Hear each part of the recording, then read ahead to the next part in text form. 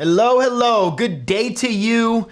We are on our day number 37 in our Bible reading plan through the year. We're using a reading plan made by Blue Letter Bible. You can find the link to that in the description of wherever you're finding this video or you're listening to this podcast.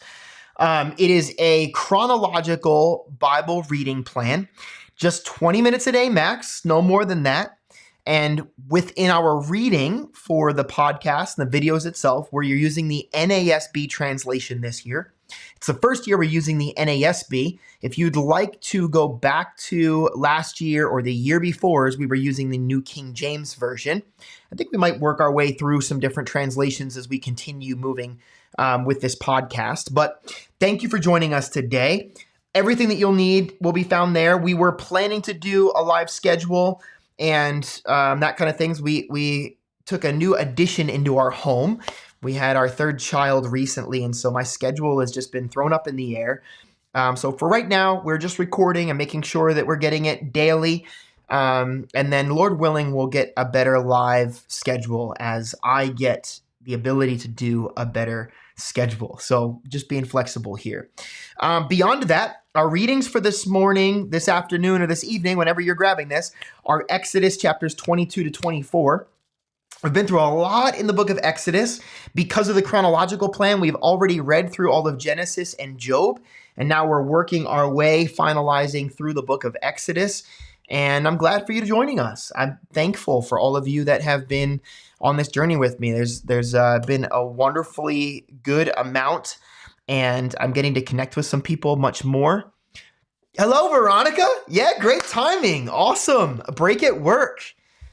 Yeah, this schedule thing, right? Oh, baby, we are creatures of habit, and it is a challenge, but I'm glad you're here with me this afternoon, so welcome. All right, here we go. I'm going to get into Exodus 22 to 24. I'm going to breathe a little bit. If you're on live and you have the opportunity to hit the pause button, I'd encourage you to do that. Pray.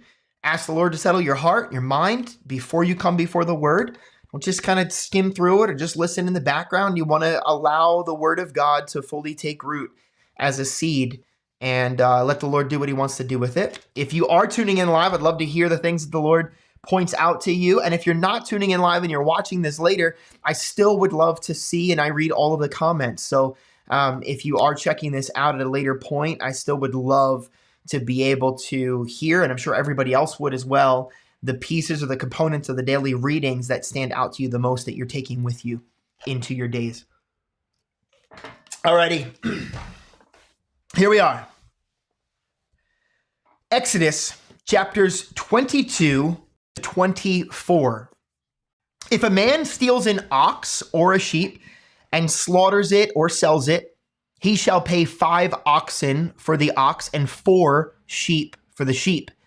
If the thief is caught while breaking in and struck so that he dies, there will be no blood guiltiness on his account.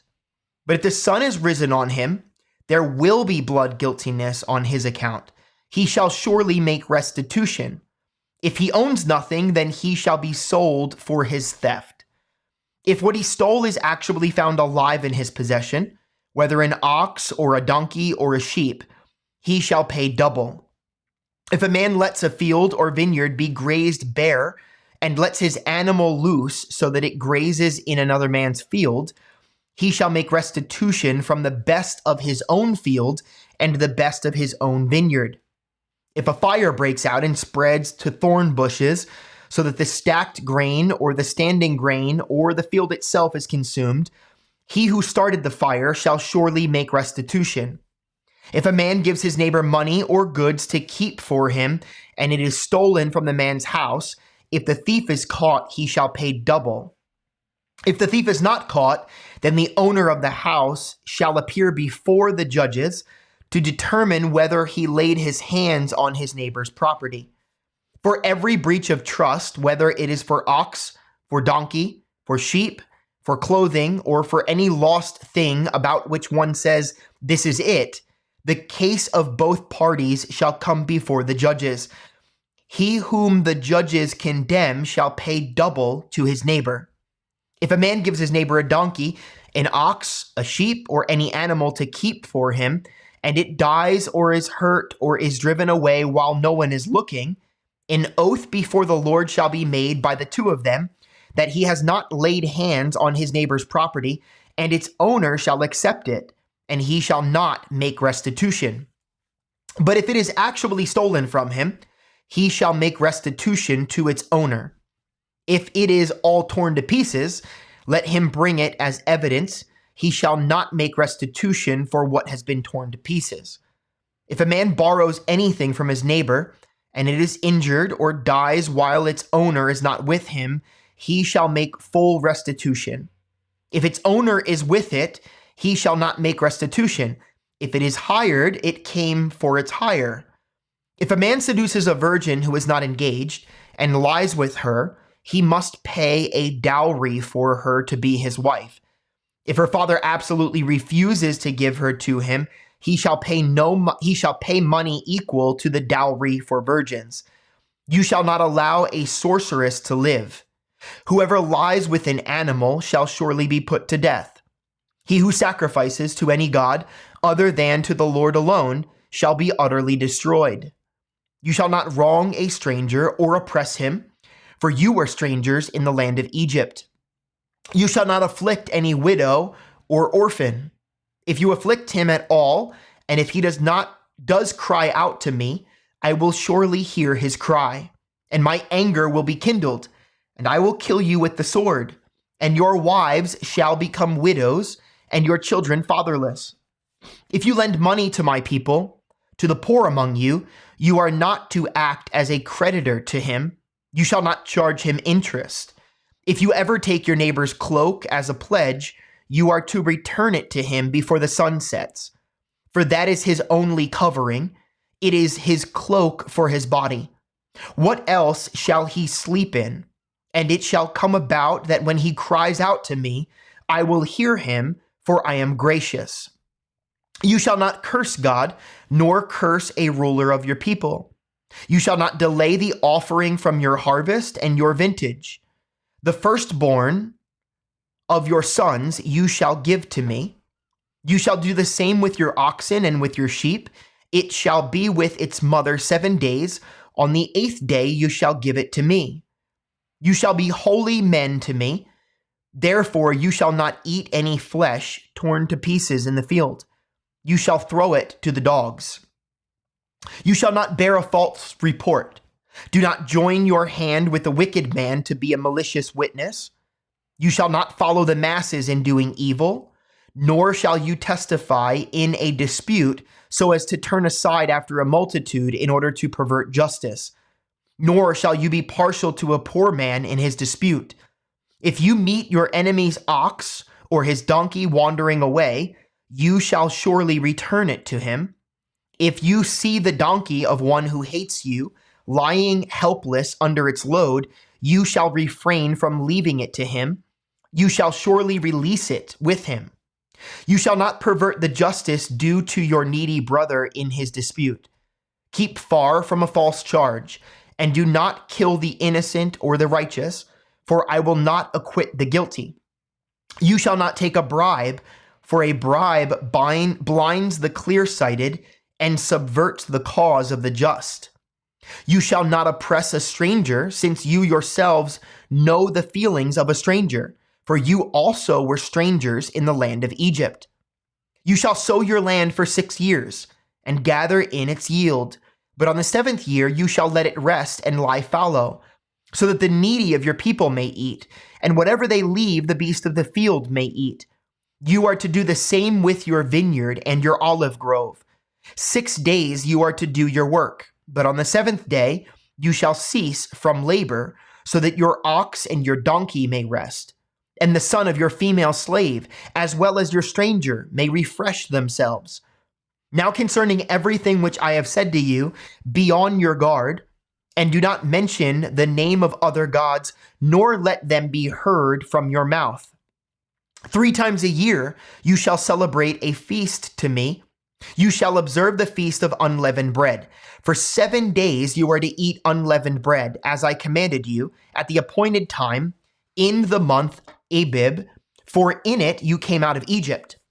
and none shall appear before me empty-handed. Also you shall observe the feast of the harvest of the first fruits of your labors from what you sow in the field. Also the feast of the ingathering at the end of the year, when you gather in the fruit of your labors from the field. 3 times a year all your males shall appear before the Lord God. You shall not offer the blood of my sacrifice with leavened bread, nor is the fat of my feast to remain overnight until the morning. You shall bring the choice first fruits of your soil into the house of the Lord your God. You are not to boil a young goat in the milk of its mother. Behold, I am going to send an angel before you to guard you along the way and to bring you into the place which I have prepared. Be on your guard before him and obey his voice. Do not be rebellious toward him, for he will not pardon your transgression, since my name is in him. But if you truly obey his voice and do all that I say, then I will be an enemy to your enemies and an adversary to your adversaries. For my angel will go before you and bring you in to the land of the Amorites, the Hittites, the Perizzites, the Canaanites, the Hivites, and the Jebusites, and I will completely destroy them. You shall not worship their gods, nor serve them, nor do according to their deeds, but you shall utterly overthrow them and break their sacred pillars in pieces. But you shall serve the Lord your God, and he will bless your bread and your water, and I will remove sickness from your midst. There shall be no one miscarrying or barren in your land. I will fulfill the number of your days. I will send my terror ahead of you and throw into confusion all the people among whom you come, and I will make all your enemies turn their backs to you. I will send hornets ahead of you so that they will drive out the Hivites, the Canaanites, and the Hittites before you. I will not drive them out before you in a single year, that the land may not become desolate and the beasts of the field become too numerous for you. I will drive them out before you little by little until you become fruitful and take possession of the land. I will fix your boundary from the Red Sea to the Sea of the Philistines and from the wilderness to the river Euphrates. For I will deliver the inhabitants of the land into your hand, and you will drive them out before you. You shall make no covenant with them or with their gods. They shall not live in your land, because they will make you sin against me. For if you serve their gods, it will surely be a snare to you. Then he said to Moses, come up to the Lord, you and Aaron, Nadab and Abihu, and 70 of the elders of Israel, and you shall worship at a distance. Moses alone, however, shall come near to the Lord, but they shall not come near, nor shall the people come up with him. Then Moses came and recounted to the people all the words of the Lord and all the ordinances, and all the people answered with one voice and said, all words which the Lord has spoken we will do. Moses wrote down all the words of the Lord. Then he arose early in the morning and built an altar at the foot of the mountain with the 12 pillars for the 12 tribes of Israel. He sent young men of the sons of Israel, and they offered burnt offerings and sacrificed young bulls as peace offerings to the Lord. Moses took half of the blood and put it in basins, and the other half of the blood he sprinkled on the altar. Then he took the book of the covenant and read it in the hearing of the people. And they said, all that the Lord has spoken we will do, and we will be obedient. So Moses took the blood and sprinkled it on the people and said, behold the blood of the covenant, which the Lord has made with you in accordance with all of these words. Then Moses went up with Aaron, Nadab, and Abihu, and 70 of the elders of Israel. And they saw the God of Israel, and under his feet there appeared to be a pavement of sapphire, as clear as the sky itself. Yet he did not stretch out his hand against the nobles of the sons of Israel. And they saw God, and they ate and drank. Now the Lord said to Moses, come up to me on the mountain and remain there, and I will give you the stone tablets with the law and the commandment which I have written for their instruction. So Moses arose with Joshua his servant, and Moses went up to the mountain of God. But the elders, he said, wait here for us until we return to you. And behold, Aaron and Hur are with you. However, he has a legal matter. Let him approach them. Whoever has a legal matter, let him approach them. Then Moses went up to the mountain, and the cloud covered the mountain. The glory of the Lord rested on Mount Sinai, and the cloud covered it for 6 days. And on the 7th day, he called to Moses from the midst of the cloud. And to the eyes of the sons of Israel, the appearance of the glory of the Lord was like a consuming fire on the mountaintop. Moses entered the midst of the cloud as he went up to the mountains, and Moses was on the mountain 40 days and 40 nights. There is Exodus chapters 22 to 24. Thank you for joining me today. Veronica, Exodus 22:29 was like God giving me a big hug. I named my 9-month-old, my first son, Lemuel, which means devoted to God. It just gave me confirmation to hear that scripture. That is amazing, Veronica. Thank you so much for sharing that. What a blessing. So cool. Hey, just this daily being in his word, and then daily walking with his spirit that is sealed us and indwelling within us. There's this beautiful thing, right? You put the word of the Lord as the sword of the Spirit in the hand of the Spirit. And God is always on the move. He's always moving and working and speaking. The question is, are we listening? Are we giving him time to do so? For those of you that are catching in later, thank you for joining. Thank you for sticking with me and being diligent through this time where I know that you're missing me in the mornings. Maybe you're catching up just a day late. Listen, that is fine. We'll catch up here. There's not a lot of time that it takes. This is a small amount in our days to just lean in and allow the word of the Lord to dwell richly in us, right? We ultimately want for the word of the Lord to dwell richly in us. I hope and pray that that's happening. And if you're just tuning in, you're just checking in, don't be afraid to go back every once in a while and check in one or two, or just to start from where you are and finish out. And maybe at the end of the year, you hit back in Genesis, right? If you're just clicking in now, and today is the day of a New Year's resolution for you. Today is the day that the Lord's leading you to just be consistently in his word. Just join us starting from here. You don't have to go back and add all these extra weights to you, right? We want to walk with the Lord, and he wants to walk with you. So I'd encourage you to find your place, whatever your season of life is in. Just this little habit. Hopefully you brush your teeth every day. Hopefully you get up and go to work every day. There's lots of things that we do by habit. If you can't make this a habit, then do everything that you possibly can to add this in, and don't make a big deal out of it. Just make it a consistent thing. What the Lord does with it is unbelievable. Trust me. It will not be found void in your life. I can promise you that because the word promises you that. So God bless you. Have a wonderful day. And I'll be back again tomorrow. I'm not sure what time, but I will be back again tomorrow. God bless you.